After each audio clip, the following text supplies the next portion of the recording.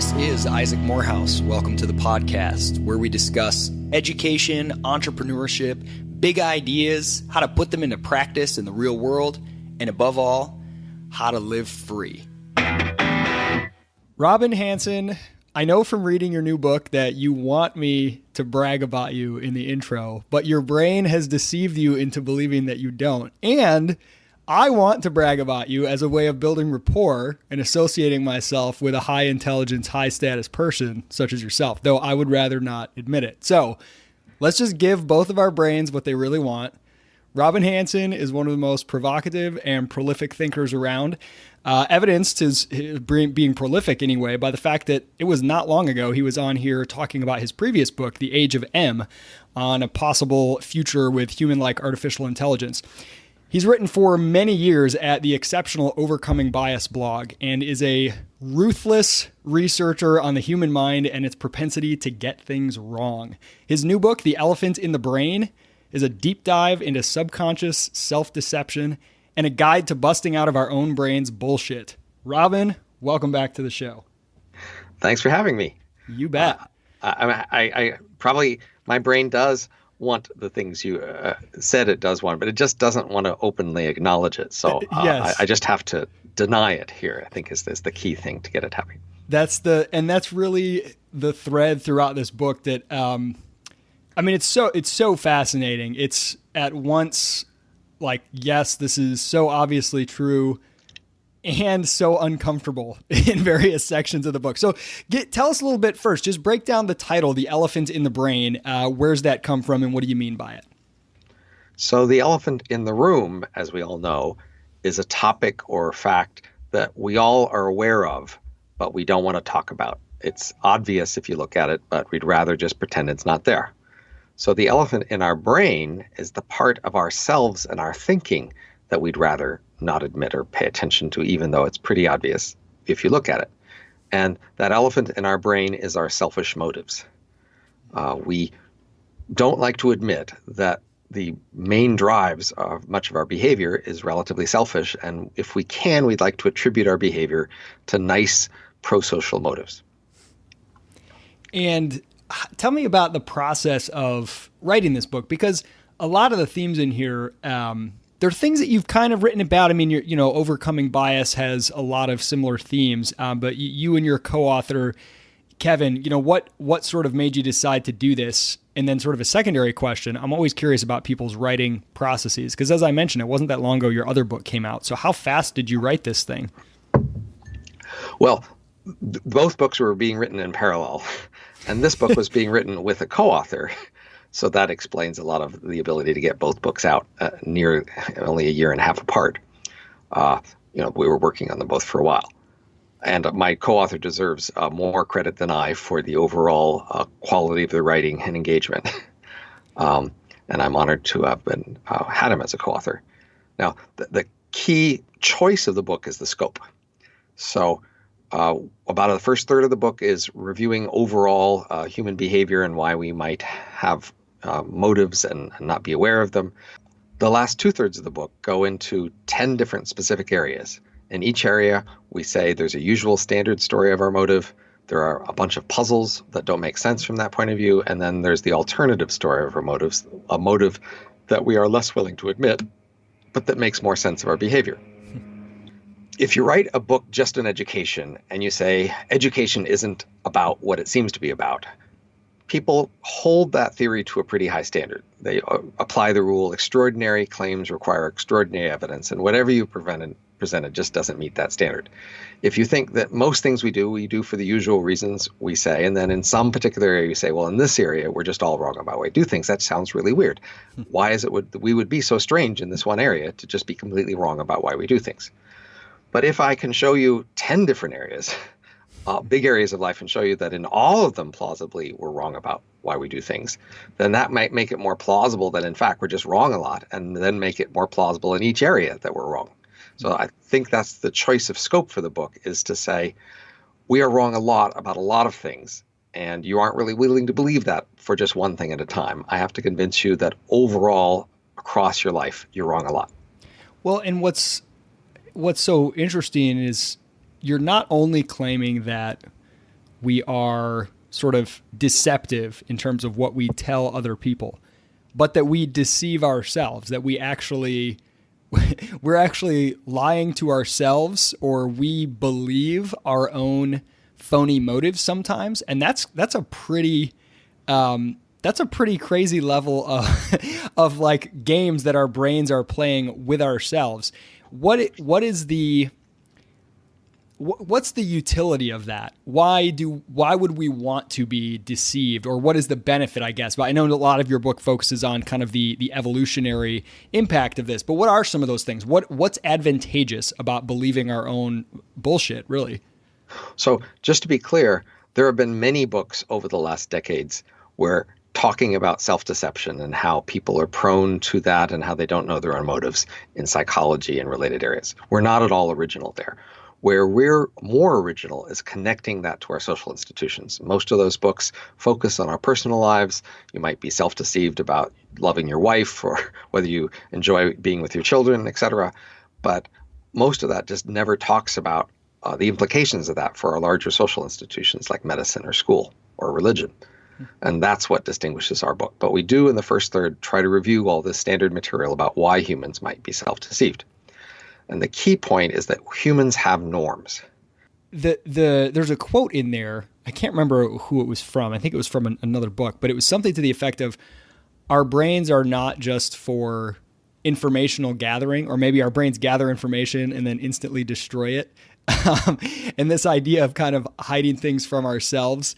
And it was really, really well illustrated in some of the research on people with the hemispheres of their brain are not speaking with each other, are split brain patients. Yes. Yeah. Can you tell our listeners just a couple of the examples? These are now 50-year-old results. We've known this for a long time, but there were once upon a time people whose two halves of the brain had been cut apart. They did this for a medical reason that we no longer do, I think. But these two halves of the brain don't talk to each other directly. Each half controls one half of the body. So each half gets input from one ear and one eye and controls one arm and one leg. Now, you can separate these two halves of the body in terms of letting them only see and hear different things. And then you can take one half of the brain and you can say to it, stand up. And then it will use that ear to hear that and use its leg to push up. And then you can ask the other half of the brain, why did you get up? Now, the honest answer would have to be, it doesn't know. It's not getting the information from the other half of the brain, but that's just not what happens. Consistently, people make up a reason. They might say, I wanted to get a Coke. And that shows you that our brains are set up to habitually make up explanations for our behavior and make them up somewhat randomly if we don't actually know. Of course, usually our brain halves are connected, and so we do have a lot more information about why we do things. But in some sense, the conscious part of our brains, the kind that talks to you and the kind that you're thinking with right now, it's not the part of your brain that's in charge. It's more the part of your brain that serves the press secretary role.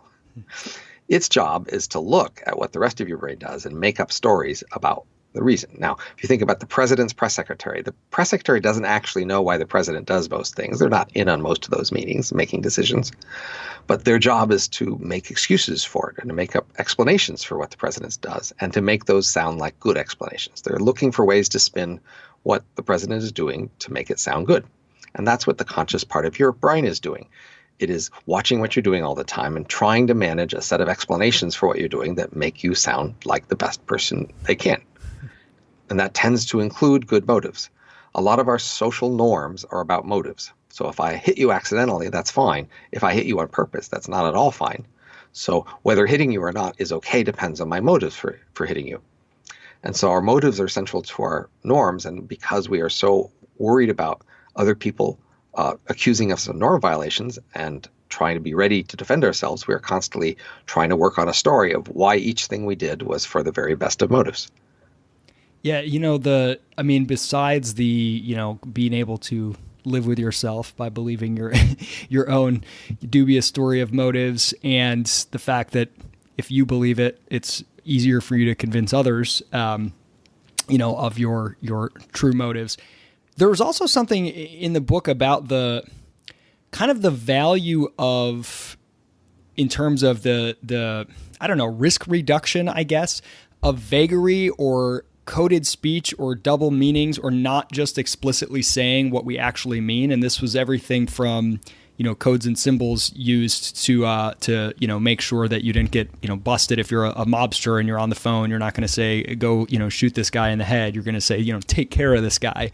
But laughter, and there's kind of like this element of language, speech, direct speech has almost too much precision for certain uses. And I actually found that to be a really fascinating kind of, an additional layer of reasons for our inability to just directly, explicitly state what we actually mean. Well, the key idea is that we're trying to avoid norm enforcement. We're trying to avoid people accusing us of violating norms. But that process is a lot easier because other people aren't trying very hard to enforce the norms. It's a key thing to notice here. So we give the example of police who have the law they're supposed to enforce of arresting people drinking alcohol in public. They don't really want to enforce this law. They've got other things they have as their priorities. But if they see somebody drinking in public, they feel obligated to arrest them. So people who drink alcohol in public have the easy excuse. They just put the bottle in a paper bag and drink straight out of the paper bag. Now, it's not like that's fooling the police. It's not like they don't know that that must be alcohol if you're drinking out of a paper bag in public. But it gives them the excuse to ignore it because they aren't forced to admit that they saw it.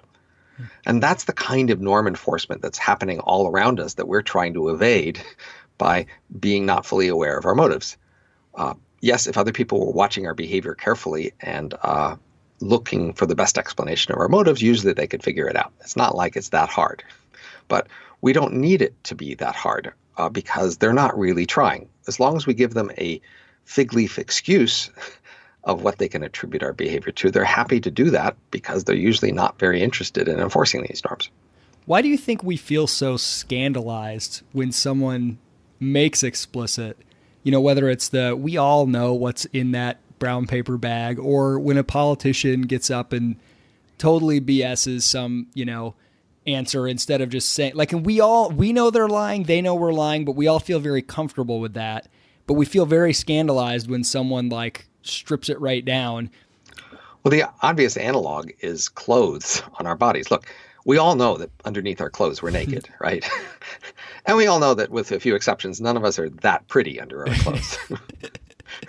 We know that, but it's fine because we don't have to see it. And if we all stand in a room naked, we will feel embarrassed and awkward, even though we all knew roughly what we must look like under our clothes.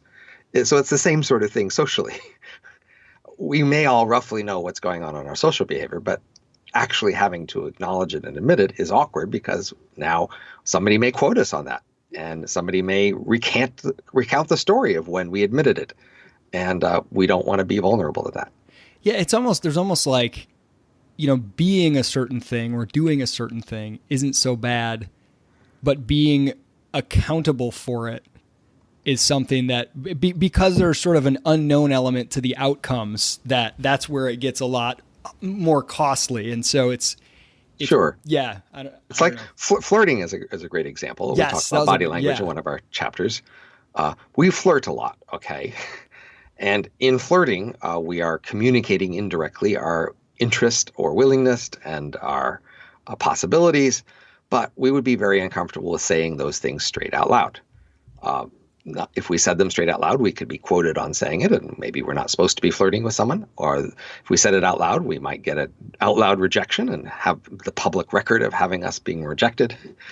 Those are all awkward things we avoid by just flirting with our bodies and not using words.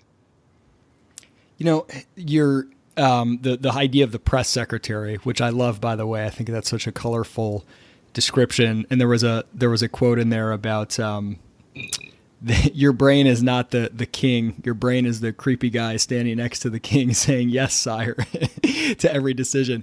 But it reminded me, because it's kind of this idea of almost two minds. You're sort of, I don't know if you want to call them conscious and subconscious. But it reminded me of two books that I've really liked. One, The Inner Game of Tennis, which is very much sort of a, personal growth development and, how to become a high achiever, basically.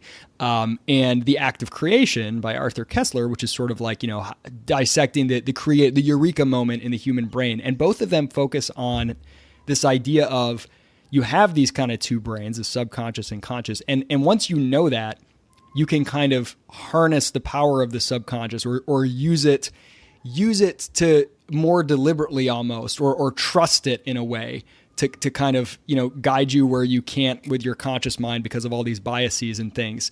You did a little bit in the conclusion, but the main focus of this book wasn't so much how you can practically apply this insight sort of on an individual level, but have you personally found benefit in, utilizing this awareness of the elephant in the brain? Or I guess what are the benefits you've found from being aware of this, as well as what are the costs? Because there are costs to sort of waking up to some of these things.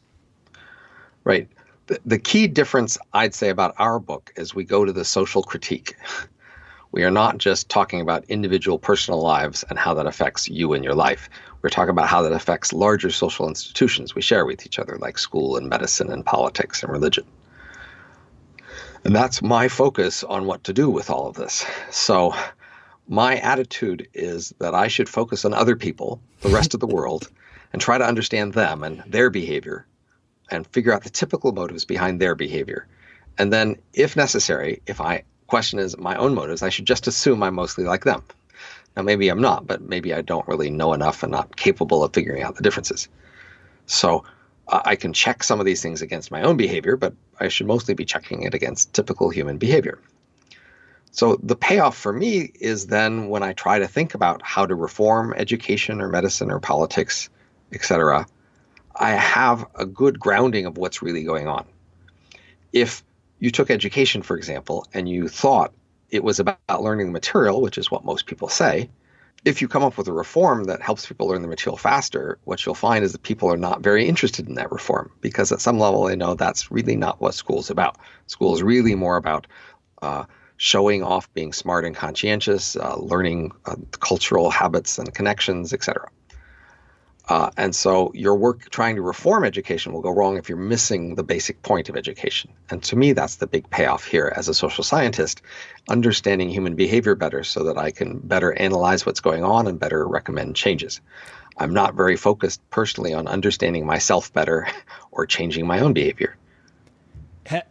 But certainly, because I want to get into those social things. I want to talk more about a couple of those specifically.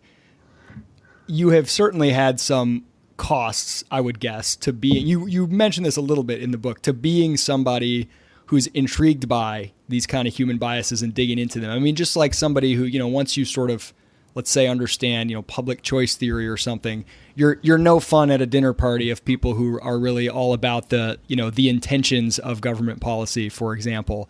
You're kind of like, I don't know, do you ever Right. find yourself being like a rain on the parade?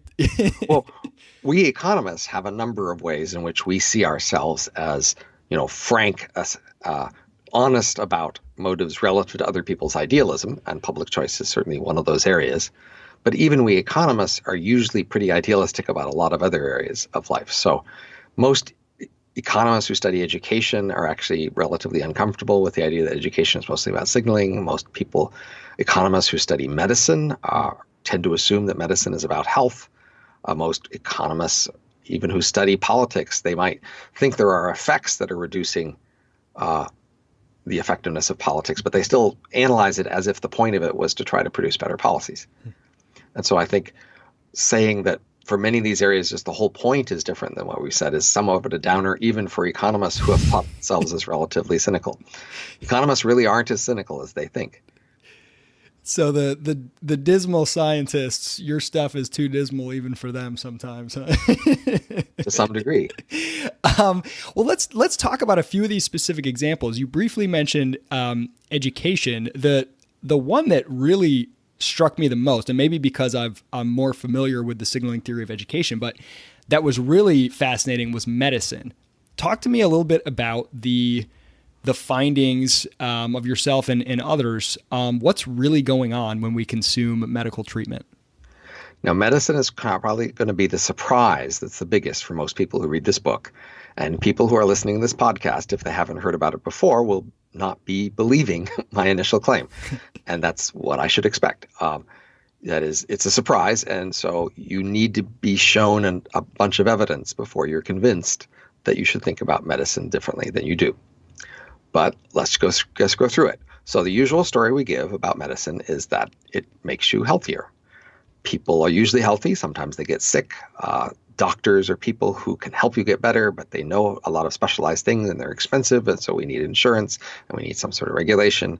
And that's the usual story about medicine. And that's a story that animates and structures almost all our policy discussions about medicine. Almost all the analysis that economists do are based on the assumption that the whole point is to make you healthier. There's a number of puzzles that are at odds with this basic picture, and probably the most straightforward one and the biggest one is just that there's very little correlation between medicine and health.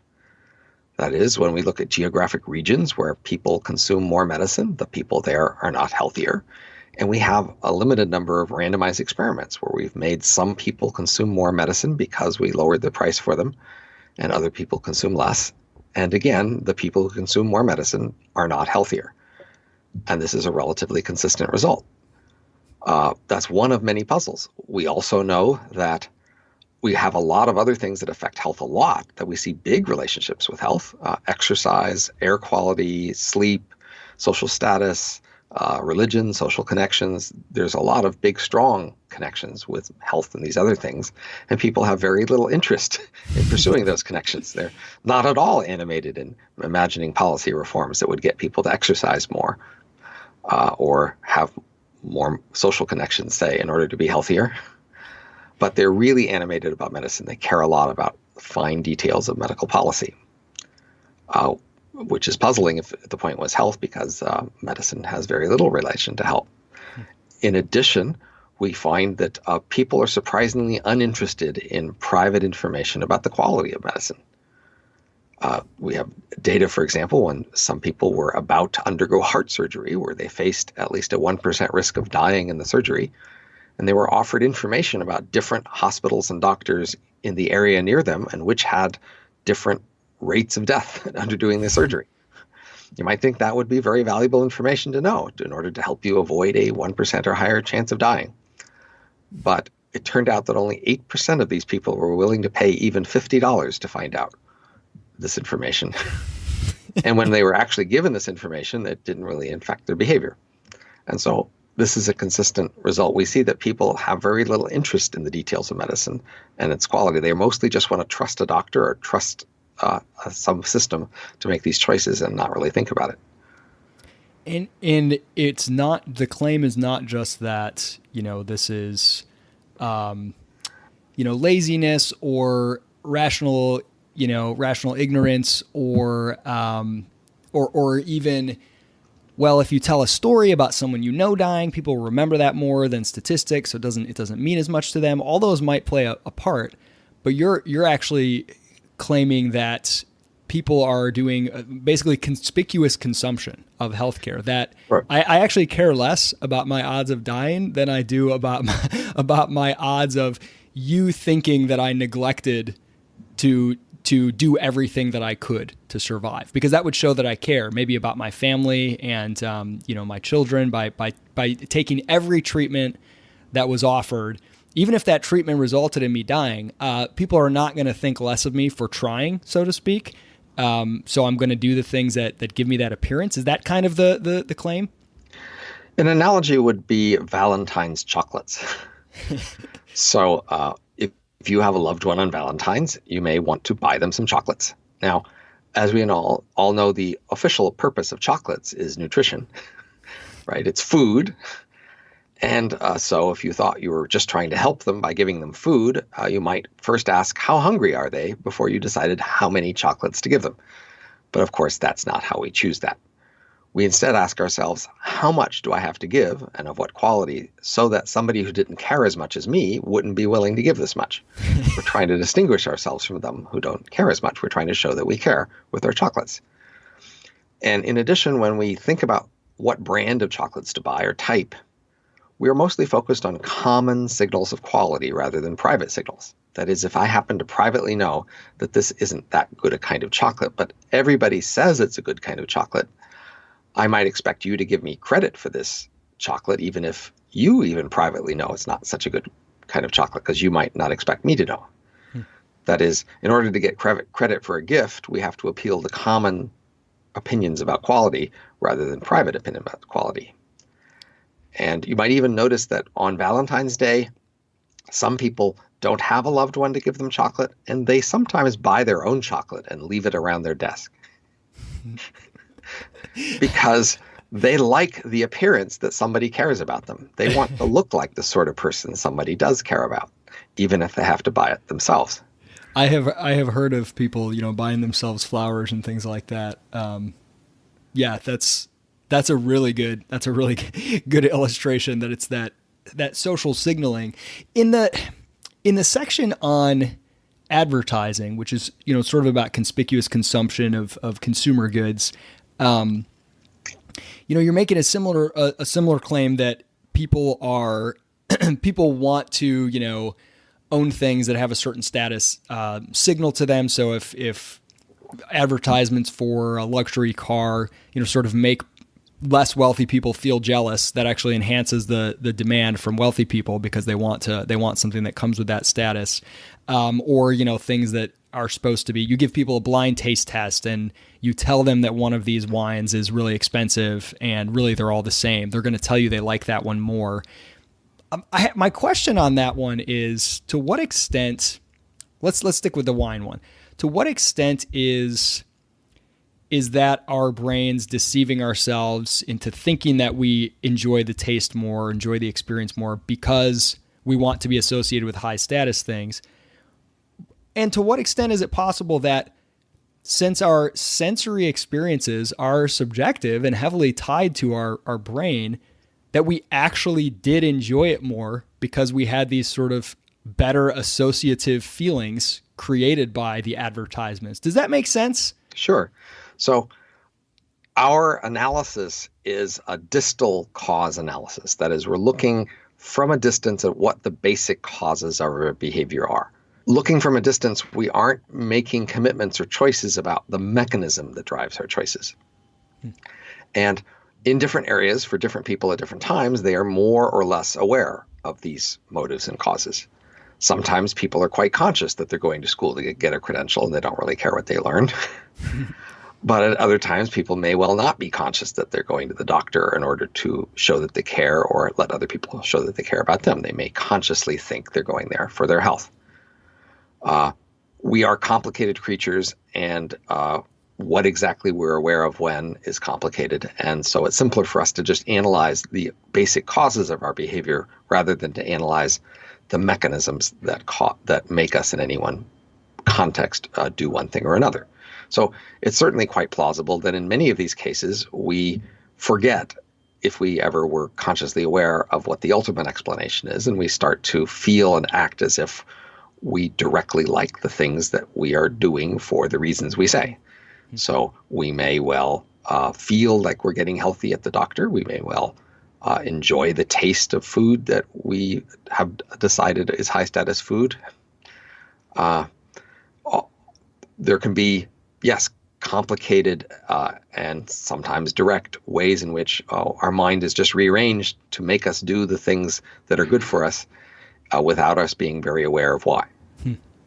So yeah, I've always wondered that with placebo, studies that reveal the placebo effect, and it's supposed to be this kind of like gotcha moment. Everyone's a fool and a fraud, but there's an element to it that's like, well, if it works, it works. Like if you feel better because you took a placebo, there's something like your mental state, your mood actually is a real quality of life improvement, So like, get me those placebo pills.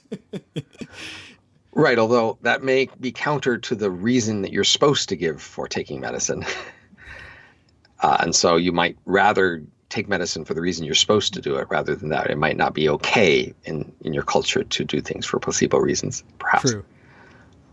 You had a speaking of the norm, I know this is kind of jumping all over the place, but the cost of norm violations, there was a story early in the book about was it a Maori villager?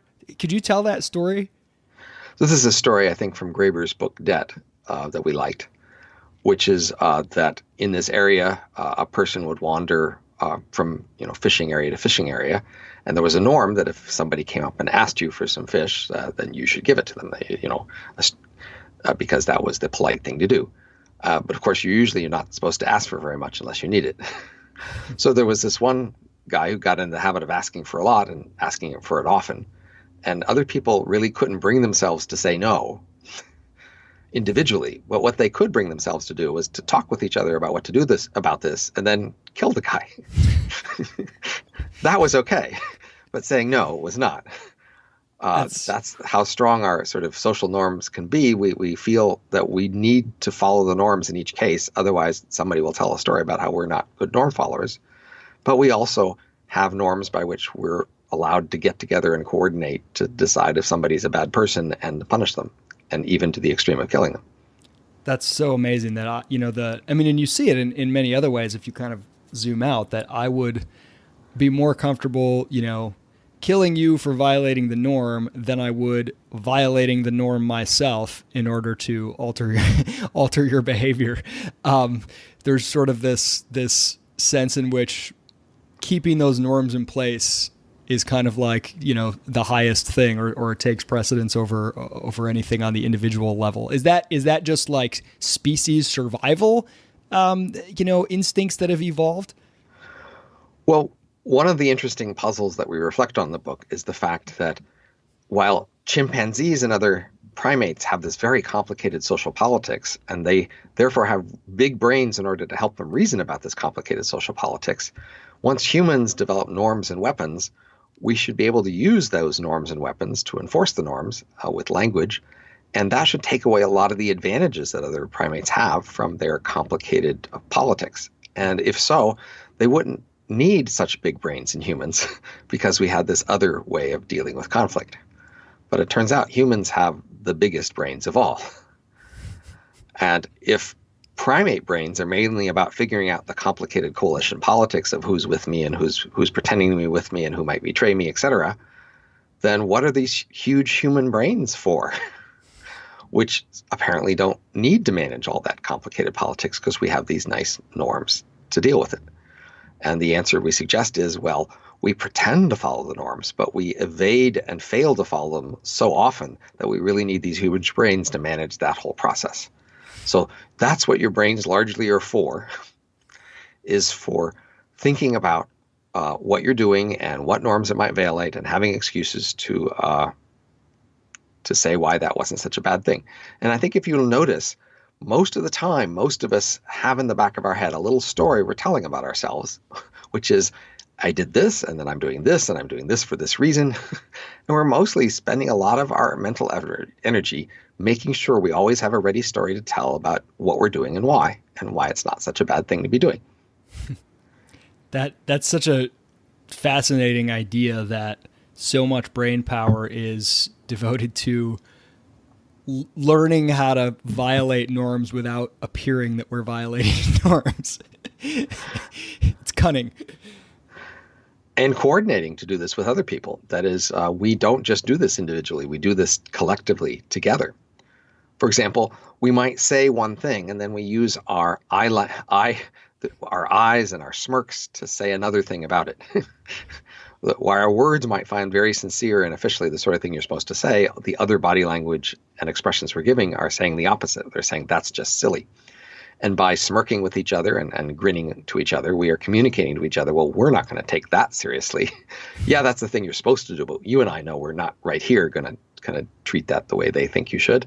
And that's something we often use to bond to each other, this way we communicate to each other that we're not going to take this outside rule seriously here among us. I almost wonder if someone were restricted, I mean, maybe somebody who is deaf or mute, to only interpreting body language, what the world would look like, what other humans would look like compared to where we've got these layers of language and then body language, which I think we're often interpreting subconsciously, but is probably more telling of accurate motives. Although, to function fully in our society, you need all the different levels. Yeah. You need to be able to hear the words and see what they're saying and see the body language and see what it's saying. And if you only have one of the channels, you're going to be missing out on a lot in either side. talk a little bit about the section on religion. Well, no, go ahead. I'll just leave it open ended. I'll let you give us the for nutshell. most readers who aren't very religious. This is one of the easiest sections for them to swallow because they look often at religious people and say, well, that's just crazy. You say you believe in these supernatural powers for these various evidential reasons, and they just don't seem remotely sufficient to convince anybody of that. And so most non-religious people have to scratch their head and say, well, what's going on? Now, often people will just attribute it to being stupid or fools. And they're saying, well, not everybody's as smart and logical as you and I. And so some people do really buy these stupid stories and believe all these strange things. And what a sad situation for them. And wouldn't it be nice if the world could be better and people weren't so foolish as to be tricked into these silly beliefs? But that story doesn't work very well with the fact that when we look at religious people versus non-religious people in various ways, we consistently see the religious people just doing better in almost every way in their life. They're healthier, they're married longer, they take fewer drugs, they're happier, they earn more money, they live longer. Just all the different ways you might want something to work, religion seems to work for people. So there's something at odds with the story that, it's just a stupid mental mistake they're making that's producing this behavior, because why would that make everything work better for them? Again, like in many chapters, we're just inheriting a social science literature and summarizing it. And there's a large literature on the social science of religion. When it looks for what religion could be doing for people, finds the relatively obvious answer that religion brings groups together. When a group has some apparently arbitrary rules about how you're allowed to dress or talk or eat, then when you follow those rules, that group can see that you're more committed to them and more trust you to rely on each other in that group. And the willingness to believe strange-sounding things as if it was true is another strong sign of a commitment to a group. And you'll notice most of the things that religious people believe don't actually affect their personal lives and behavior that much, but even when they do, it could be a costly signal of loyalty to that group. And this is the standard story about religion and social science, and it does seem to work. That is, for example, religions that ask more of people, that demand more loyalty and commitment and costs, they do actually seem better able to help each other in times of trouble and to trust each other more. The idea that people behave in these ways, they go through these, rituals or traditions and go to church every Sunday or travel to Mecca because they believe in these sort of, propositions about the nature of reality and God or whatever. You kind of point out that both, atheists and theists alike, when they debate, it's all about these propositions, assuming that this is why people are joining these religions and engaging in these activities, because they believe, the various theological claims. And it's such an interesting way to turn it on its head. And I think a tremendous amount of truth to it that you demonstrate, that the belief actually is, like, in a way, the cost. Or if you want to sort of have the benefits of being part of this social unit and have this sort of community, then you're gonna come up with this belief, or you're gonna adopt this belief, because that's sort of what's required to be a part of that group. And I grew up in a very church going family, very connected to the church and everything. And we always laugh. Pretty much every kid who grows up in church gets to an age, maybe their late teens, where they start to, take great pleasure in mocking all the silliness and the things that, whether or not they ever sort of leave the church or become an atheist, they're good at criticizing the sort of sillier aspects of the way that things are done. And one of those is that, people will just ask you, are you going to church? Are you plugged into a local church? And as long as you say yes to that, they don't care. You could be like, well, the state of your soul, right? The claims of the religion are not really, people actually don't get that concerned. They don't get into theological debates that much. They just want to know that you have the appearance, that you're, during the sermon, you're paying attention, whether or not you agree. Most ancient religions didn't really have many beliefs you had to follow. So in the Roman Empire before Christianity took over, people had a lot of behaviors they were supposed to follow, but there really wasn't much in the way of beliefs that were supposed to go with those behaviors. There were just things you did to be good members of the religion. So that is actually a great segue to the politics section, which has a lot of similarity, especially when it comes to the sort of the more costly the ritual, the more that it shows your loyalty. And politics is different than religion in many ways, because I don't think it has quite the same like community benefits, but there is that element of you're not voting to change an outcome of an election. You're sort of doing it to signal to other members of your group that you're one of them. And then there's sort of that loyalty, the apparatchik effect, as you talked about in the book. Could you, I guess, distinguish what do you think is the main difference between what's going on with involvement in politics versus involvement in religion? Well, in politics, we have the sense that there are multiple coalitions of people, and that you are showing loyalty toward one coalition relative to the other coalitions. Whereas religion, you're joining a community, and then it's mostly within the community, and people who are other religions or non-religious are, in a sense, outside of your community.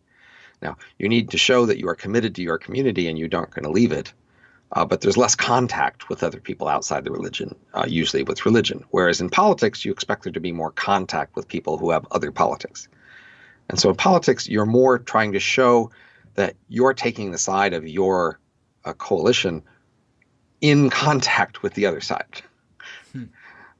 So that when there's a vote, you're voting with your side against the other side, and we're going to see who wins the vote. We prefer to associate with each other when we share our politics. We prefer to date and marry, to talk and work with people who have our political affiliations. So we are becoming more segregated.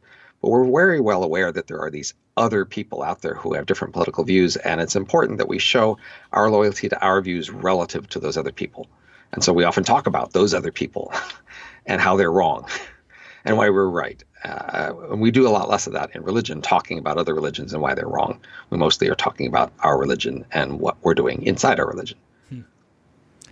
That's actually a really fascinating distinction, because I was trying to think to myself, like, what is the key difference here, and I couldn't clearly differentiate, but that's a really good distinction. So you mentioned something. This is sort of at the nexus of, I guess, both religion and politics. But you mentioned polls that have been done, and I've heard this many times, that an atheist would have the hardest time being elected president when you ask people, someone who's gay or even Muslim or groups that are typically considered well outside of the mainstream in terms of voters, people would be more likely to elect a president from, sort of one of those affiliations or groups than someone who's an atheist. Now, my question for you is, like, isn't this more of another layer of self-deception? Because, well, for one, it's a poll, so it's hard to know what people would actually do. But two, take the current president, Donald Trump. I don't think, if people are honest with themselves, I don't think anybody really believes that he's religious. But as long as he says he is, everyone seems to be okay with that. So maybe it's not so much being religious, but saying you are is kind of that. Do you think that's a fair description of what's going on in terms of politics and religion? Well, in an awful lot of these areas, we pay a lot more attention to actions than what people say, and which makes sense. Actions are often a more credible signal because they're more expensive. Talk is cheap. So it makes sense to look at what people do more than what they say in a wide range of areas. And in many areas, the important thing is just to go along with doing the thing you're supposed to do. Whether you do it for conformity reasons or for some other reason is less important usually than that you just do the thing you're supposed to do. So you're supposed to say you're going to school to learn the material and you find it fascinating. But the important thing is that you go to school and get the degree. If you admit to people privately that you just wanted the degree and you didn't find the subject that interesting, they might think a little less of you, but far less than if you don't get the degree.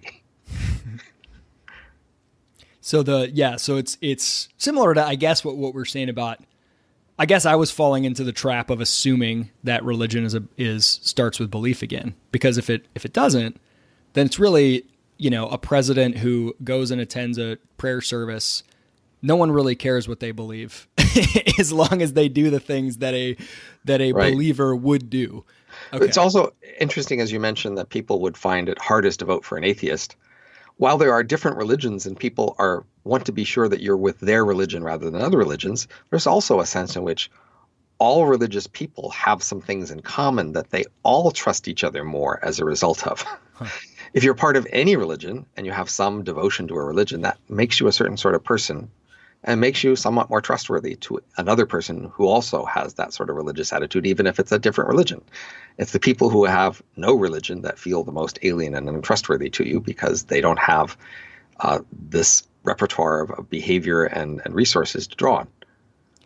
So on the education topic, the main thrust, and you offer a few additional explanations beyond just the pure sort of buying a credential, which signals that you're hireable to employers. You offer also the kind of domestication, that this process itself kind of makes humans who are more capable of typical office work or factory work, and that's attracted to employers. So there is some sort of forming going on. But the basic thesis, which is very in line with, and you explicitly mentioned this, Brian Kaplan's work on education, that it's not to learn, but it's to get a stamp that says you're the type of person who's sort of, capable of kind of going through this system, and that's what people are buying, and that helps them sort of on the job market. When I read, and I largely agree with that, which is a big part of the inspiration for the company that I launched, Praxis. But I've actually come to put a little less weight on that kind of pure employability signal and a little more weight on basically your thesis in the section on medicine. When I read that, that immediately struck something with me, because when we talk to so many young people that apply to our apprenticeship program or that go through it, for most of them, it's level one is getting people to admit that college is not about learning. And then it's like, well, I have to do it to get a job. But if you scratch the surface there a little bit, most people outside of well-defined things like law and medicine, if you say, well, is that signal, what job do you want? Well, they say, I don't really know. Well, is that signal actually necessary to get that job compared to a signal that you could build on your own? And it's actually relatively easy to get most people to say, yeah, you're right. I could build a better signal if I spent a year studying this and I created something that demonstrates my skill level, or I apprenticed. And so the signaling component is only part of it. I actually think a lot of it might be, and I'm curious your thoughts on this, similar to medicine, for parents especially, they want to signal to other people how much they've sacrificed on behalf of their child's education as a way to show them that they care. I think that's a really powerful component. And I grew up homeschooled, and we used to face this a lot, where parents would sort of look down on like, oh, you're homeschooling. Aren't you worried about your kids' social life? Like, kind of question, are you being a bad parent for not so much is it working, but like, anyway. So I think that's a huge component. A lot of kids feel that pressure that like, my mom cares less about my happiness and actually success in my career than she does the ability for her friends to think highly of her for spending a lot of money to send me to a competitive school. Right. So I think the way to think about this that brings these all into the same framework is to realize that almost all of these choices we're making have audiences, but then most of those audiences have other audiences behind them. There's this nested circle of audiences that goes out to the distance. And so you might say, do something instead of going to school. And there might be an employer that you could convince, that is as good a signal as school would have been. And it makes me as willing to hire you personally. However, if your parents want to brag about you being a successful person, they're going to be bragging to audience people who don't know this special signal and why it's different. And so your parents might rather see the school signal as something everybody understands. Similarly, this person who might hire you, they might believe you're as good, but they might have other people looking over their shoulder. They might have bosses or colleagues or customers who will look at you and say, well, but you don't have a degree. How can they know you're any good? And so each of us are making these choices in the context of other people who are looking over our shoulder. And as we go away from the context, those people who are judging us know less and less about what's going on. And so even if one person could have another signal that personally to them was just as persuasive as, say, school, it gets much harder for people farther away from them to have that signal that's as good as school. And so those people far away and their judgments are going to be really pushing for the standard signal that everybody knows about. Yeah, it's amazing how powerful that can be. I mean, I've met people who are in a certain circle, incredibly successful, everyone respects them, but they still think badly of themselves because when they go back home, like let's say you're in Silicon Valley, being a high school dropout or a college dropout, it might actually be a signal of prestige if you're like a tech whiz. But then you go back home to Iowa and it's like, so how come you never finished school? There's a contextual nature to those. Another example is in an academic department. There's the chairman of the department, and people outside of academia think of them as the boss. And so they think everybody in a department wants to be chair because they want to be the boss. But in fact, in academia, people aren't really that eager to be the chairman of the department, and the chairman doesn't get that much more respect than other academics. But often if you want to impress people outside of academia, then you might want to be the chairman because that looks like the boss to them. It's amazing the how often we're willing to sacrifice sort of immediate utility for our stated goals in order to get strangers that we've never met to think highly of us. So I want to kind of finish with this because I found this really interesting, the idea of when these norms or signals change. And I was thinking about it because in one section of the book, I can't even remember which one, it might have been about consumption. You mentioned that at one point, and I did not know this, lobster was considered like poor people food. And there was even a law in New England about, not feeding prisoners lobster more than a couple times a week because it was considered cruel and inhumane, like feeding people rats. And that flipped due to scarcity and maybe other factors. I'm not exactly sure, but lobster is considered very prestigious now. And it got me thinking about, specifically in education and medicine, there's a possibility that some of these signals are actually reversing. So with medicine, for example, my sister had a home birth for her a long time ago for one of her children. And that was kind of like, people would sort of look at you like, you are so callous and cold. There's so much risk in giving birth at home. And isn't that like dangerous? Aren't you a bad mother? Today, it's more and more common. I still wouldn't say it's mainstream, but it's more and more common, at least in certain circles, for people to look at you if you have a home birth as like, you're the more caring parent, because that's harder. You did the research. And I think unschooling and homeschooling have had a similar flip from when I was a kid. Now, when we tell people that we homeschool our own children, they almost have a bit of like a jealousy, or they're on the defensive where they feel like they need to justify that they're not bad parents just because they send their kids to school. So I almost think that like there might be a reversal going on in what signals what. There's a huge amount of inertia in signals, but there's also a scope for change.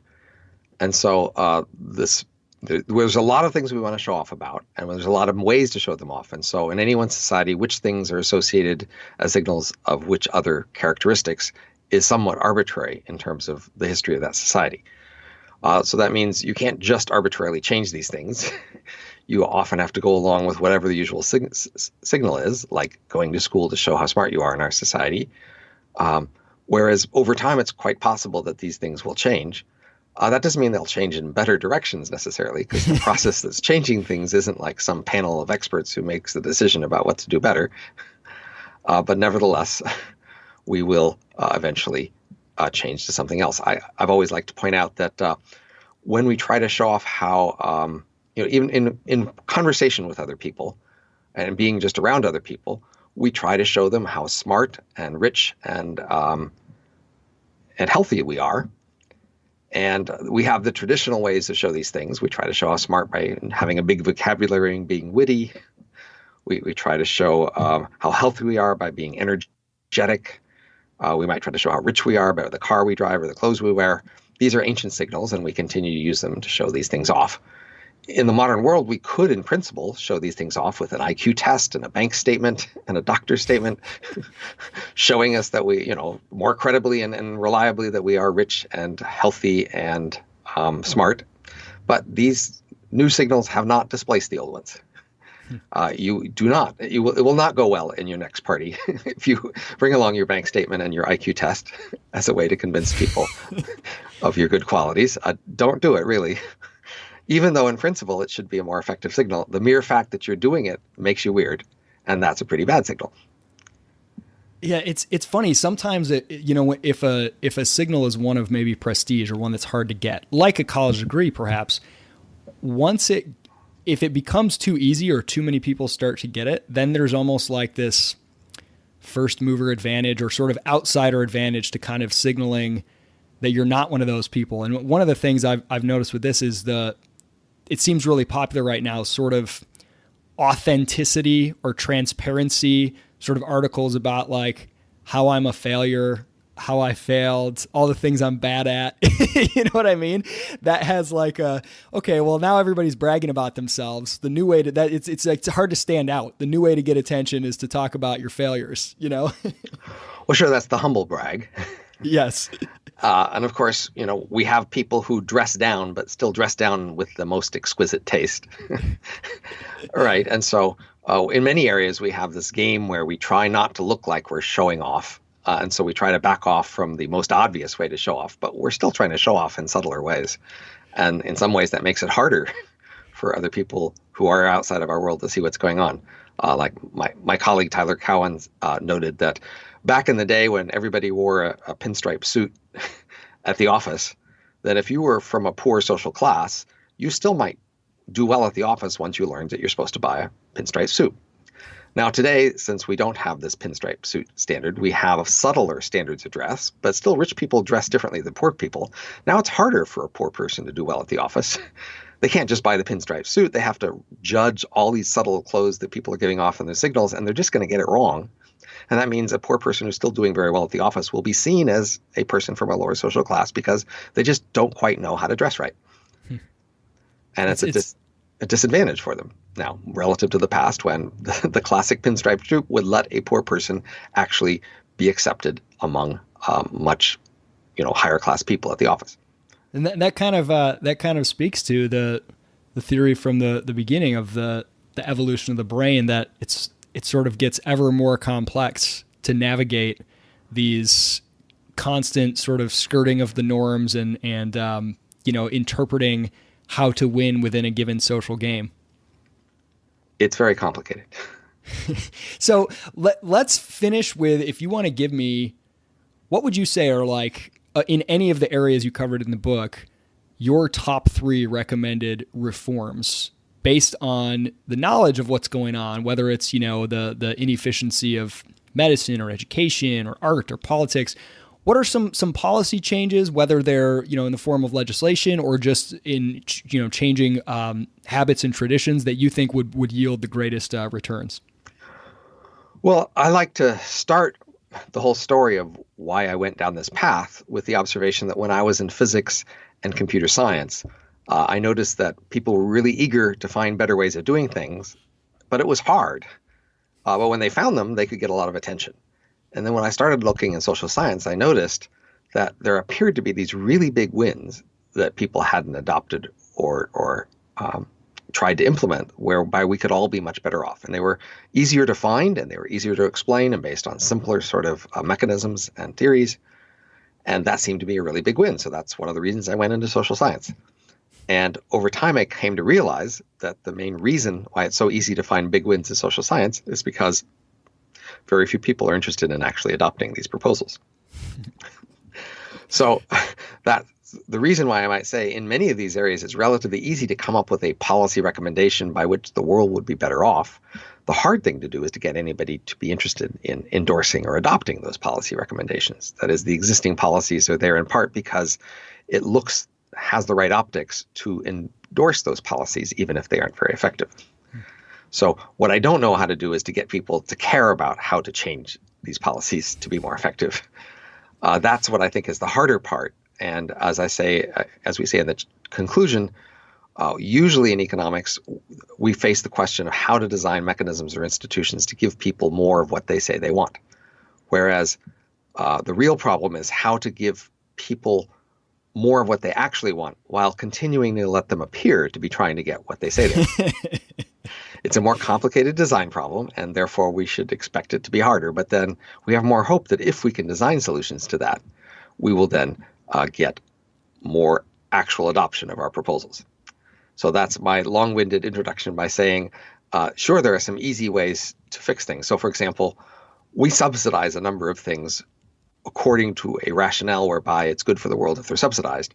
But in fact, if the other reason that we offer is what's going on, it doesn't make as much sense to subsidize them.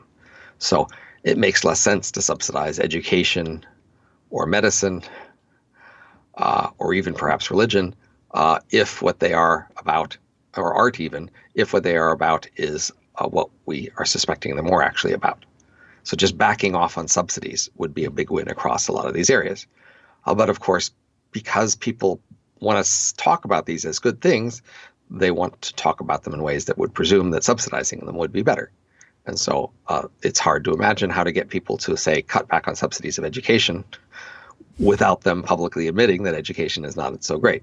Maybe we could start a campaign like every tax dollar that goes to education, a puppy dies, something like that. So we could still appeal to that. Over the years, I have had students who went off and were in the policy world and wrote a lot about the policy in medicine. And long ago, I told them, and they were convinced, that medicine is not so useful for health. But they are well aware that that's not the sort of thing you should say and expect to keep your career in health policy.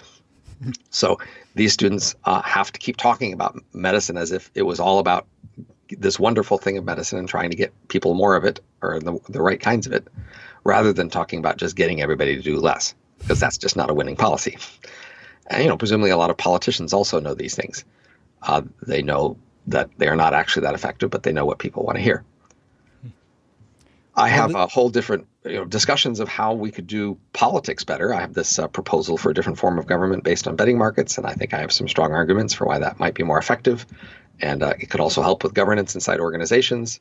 But again, it has problems with forcing people to be more honest about what they want and about where can we find the betting markets? Is that on your blog or personal website? Or you could look up the paper, Shall We Vote on Values but Bet on Beliefs? Also goes under the name Futarchy. You can find that. But just more widely, in a lot of areas, I think we can come up with mechanisms that would help improve things if we were willing to admit to that. So academia itself, we talk about it as if it was for producing better research progress. And I know of ways we could use prizes and betting markets to more directly buy research progress.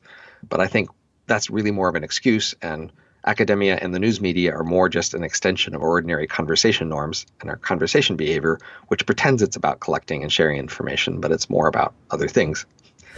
And so those other things are, in fact, achieved well in academia and the news media.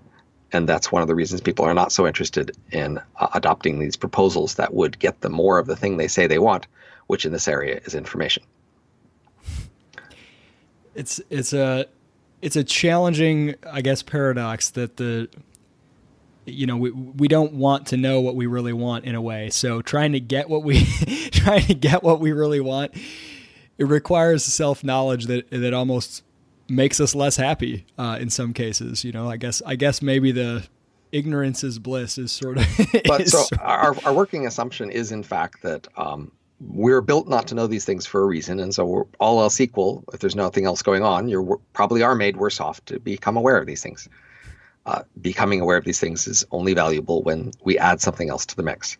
We add some stronger reason you might have to be aware of behavior, such as you're a manager or a salesperson, or you're a social scientist or a policy reformer trying to understand the social world and make it better. So to close out, Robin, your book, The Elephant in the Brain, it made my life worse by revealing these biases to me, but I'm still going to give it a 5-star review because it will make my life better by being seen as somebody who is, dispassionate and rational and associated with good thinkers such as yourself. And we do discuss that in the conclusion. We say, well, you could take the stance of being someone who's honest and forthright and willing to look things straight and see what they are and call a spade a spade. And we can help you with that signaling. There is a, There is a way to work that to your benefit as well. Hey, Robin, this was absolutely fascinating. I feel like we could have gone down so many more rabbit holes almost endlessly here. Check out Overcoming Bias if you want to read more of Robin's musings, but definitely pick up The Elephant in the Brain. Really, really a fascinating book. And thanks so much for coming back on. Take care. You bet.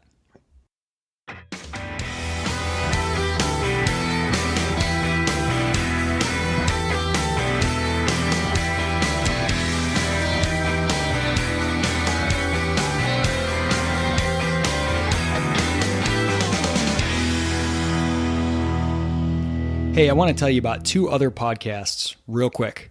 The first is called Forward Tilt. Check it out. 5 to 10 minute episodes about specific ideas to improve your personal and professional life. Basic thoughts, concepts, just a single one in each episode, boiled down real quick. If you like that 5 to 10 minute format, check it out wherever it is that you subscribe and listen to podcasts. It's called Forward Tilt. Pretty good if I do say so myself. The second one is called Office Hours. It's TK Coleman, frequent guest of this podcast, and myself, and we spend about 30 minutes every week answering specific questions from specific people. Could be you if you send us a question about success in the workplace, primarily professional success for people sort of early in their careers, but it actually covers a pretty broad range. Anything from how to ask for a raise, how to impress somebody, how to know what kind of work to do, what to do when someone won't respond to your emails, anything like that. It's full of wit and wisdom that is characteristic of conversations with TK. Check out Office Hours and Forward Tilt if you like the kind of stuff on this show. Thanks for listening.